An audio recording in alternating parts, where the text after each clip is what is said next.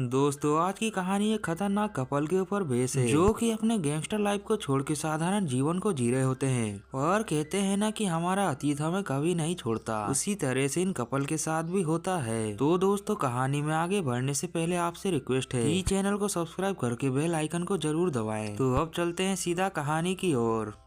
कहानी की शुरुआत में हम देखते हैं मार्विन को जो कि अपने घर पर हार्ट शेप की कुकीज बना रहा होता है क्योंकि दोस्तों आज उसकी शादी की सालगिरह होती है। मार्विन उन सारी कुकीज को बनाने के बाद ऑफिस चला जाता है जहां जाकर वो उन सारी कुकीज को अपने कलीग्स को देता है। पर इसके कुछ घंटों के बाद उसके पास कुछ लेटर आते हैं जिसे मार्विन जो खोल के देखता है तो उसमें लिखा होता है कि I am back with love. जो पढ़ने के बाद मार्विन पूरी तरह से हैरान हो जाता है और वो जैसे इन सभी कार्ड्स को लेकर अपने रूम में जाता है तो रूम में जाते ही एक बंदा उसे मुक्का मार के बेहोश कर देता है। और जब इसके थोड़ी देर के बाद उसे होश आता है तो वो देखता है उसके हाथ में किसी ने एक जोरदार चाकू डाला होता है। अब मार्विन नजर उठा के देखता है तो उसके सामने एक काला सा बंदा होता है जो कि मार्विन को देखते ही कहता है कि रोज कहाँ पर है। जो सुनकर मार्विन कहता है कि मुझे उसके बारे में नहीं पता। और ये सवाल वो काला बंदा फिर से एक बार दोबारा करता है जिसका जवाब मार्विन फिर से ही ना में देता है। और अब इन्हीं बातों की वजह से उस काले से बंदे को गुस्सा आ जाता है जिस वजह से उन दोनों के बीच वहाँ जोरदार फाइट होने लगती है जहां हम देखते हैं कि वो काला बंदा अपने साथ कई सारे चाकू लाया था जिसे वो एक एक करके मार्विन के ऊपर चलाता है। पर दोस्तों मार्विन भी कम नहीं होता और उन चाकू को झेल लेता है और इसके अगले पल अपनी टेक्निक से उस आदमी को बेहोश कर देता है। जिसके बाद मार्विन अपने ऑफिस से बाहर की ओर जाने लगता है लेकिन बाहर जाते हुए उसे वहाँ पर बॉस मिल जाते हैं जो कि मार्विन को देखते ही कहता है कि कहाँ जा रहे हो। जिसके बाद वो उसे अपने साथ ऑफिस के अंदर लेके जाता है और उसे एजेंट ऑफ द ईयर का अवार्ड देता है जो देखकर मार्विन बहुत ही ज्यादा खुश हो जाता है। लेकिन मार्विन देखता है कि उसके हाथ से तो अभी भी खून बह रहा है इसीलिए वो अपने बॉस से जल्दी से बहाना करके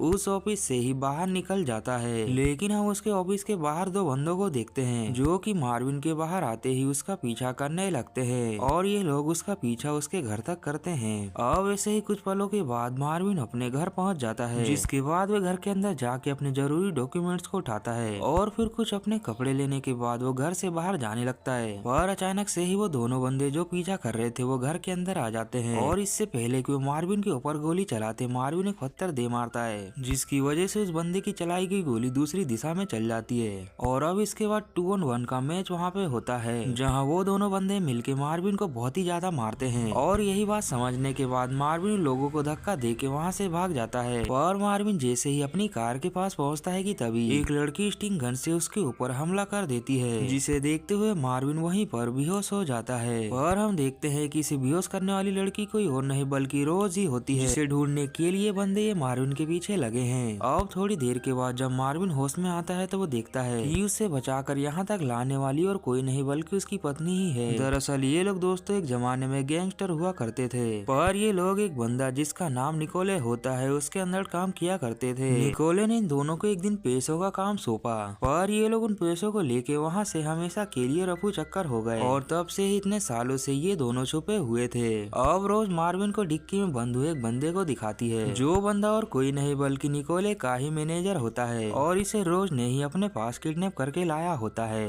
अब ये लोग उससे पूछते हैं कि हमारे पीछे कौन लगा है जो सुनकर मर्फी कहता है कि चुपचाप निकोले के पैसे लौटा दो और हाँ उससे माफी मांग कर उसकी गैंग को दोबारा ज्वाइन कर लो तो शायद वो तुम दोनों को माफ करके तुम्हारी जिंदगी को बख्श देगा। फिर ये बात सुनकर रोज कहती है कि अब तो ऐसा नहीं होने वाला क्योंकि हम दोनों ही अपनी जिंदगी में काफी आगे बढ़ चुके हैं। इधर 2 दिनों से ऑफिस ना आने की वजह से मार्विन का बॉस उसके घर आता है और घर के अंदर आने के बाद वो देखता है कि मार्विन वहाँ तो नहीं होता बल्कि उस घर में पहले से ही निकोले आके बैठा होता है जिसे देखकर मार्विन का बॉस पूरी तरह से डर जाता है। अब निकोले उसे रोज की फोटो दिखाकर पूछता है कि क्या तुमने इसे देखा है और क्या ये तुम्हें मार्विन के साथ कहीं भी दिखाई दी। जो देखकर उसका बॉस कहता है कि मैंने इसे नहीं देखा। तो इस बात से निकोले गुस्सा होकर उसके बॉस को ही जान से मार देता है। खैर अब इसके बाद अगले दिन मार्विन की असिस्टेंट उसे फोन लगाती है और वो उसे बताती है कि आज हमारे क्लाइंट के साथ बहुत ही ज्यादा जरूरी मीटिंग है और वो उसे पूछती है कि आप कहाँ पर हैं और ऑफिस क्यों नहीं आ रहे। जो सुनकर मार्विन उससे कहता है कि मीटिंग को कैंसिल कर दो और वो बहाना करते हुए कहता है कि मैं अभी जगह पर हूँ इसीलिए मुझे आने में 3-4 दिन लग जाएंगे।